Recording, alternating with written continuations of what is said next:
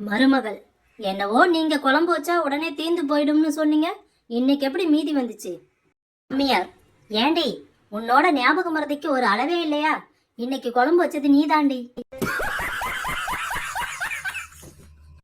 மனைவி, நான் சமைச்ச பாயாசத்தை நீங்க சாப்பிட்டீங்கன்னா ரொம்ப சந்தோஷப்படுவீங்க. கணவன், இதுல சந்தோஷப்படுறதுக்கு என்ன இருக்கு? வருத்தப்படாம இருந்தா சரி. வாத்தியார், தமிழாசிரியர் சுமாரா எத்தனை பாடங்கள் நடத்தி இருக்காங்க? எல்லா பாடத்தையும் சுமாரா தான் சார் நடத்துவாரு. மனைவி, ஏன் எங்க அப்பா உங்களை பார்க்கும் போதெல்லாம் சிரிச்சுக்கிட்டே போறாரு?